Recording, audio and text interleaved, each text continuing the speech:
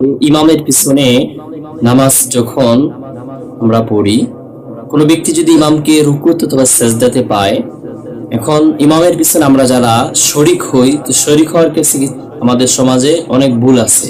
সেটা হলো, ইমামের পিছনে যখন শরিক হই আমরা আগে কি করি, আমরা যেমন ইমাম রুকুতে আছে অথবা সেজদায় আছে, তাহলে আমরা পিছন থেকে কি করি, আল্লাহকে বলে আমরা আগে হাত বাঁধি, এরপর ইমাম সাহেবের সাথে রুকুতে শরিক হই বা সেজদাতে শরিক হই অথবা তাশাহুদের বৈঠকে শরিক হই।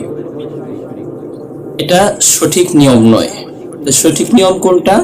সঠিক নিয়ম হলো, ইমাম যদি রুকুতে চলে যায় বা সেজদাতে চলে যায় বা তাশাহুদের মধ্যে থাকে, তাহলে সেক্ষেত্রে ইমামের সাথে আমরা কিভাবে শরিক হব?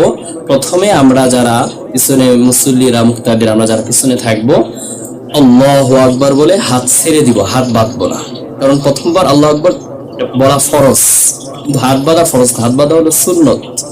তো আল্লাহু আকবার বলে হাত ছেড়ে দিয়ে যদি ইমাম রুকুতে থাকে, আল্লাহু আকবার একবার তাকবীর দিয়ে দ্বিতীয়বার আল্লাহু আকবার রুকুতে চলে যাব। আর যদি ইমাম সাহেব সেজদাতে থাকে, তাহলে আল্লাহু আকবার হাত ছেড়ে দিয়ে আবার আল্লাহু আকবার বলে সেজদাতে চলে যাব। ইমাম যদি তাশাহুদে থাকে, একই নিয়ম, আল্লাহু আকবার হাত ছেড়ে দিয়ে আল্লাহু আকবার বলে তাশাহুদে বসে পড়ব।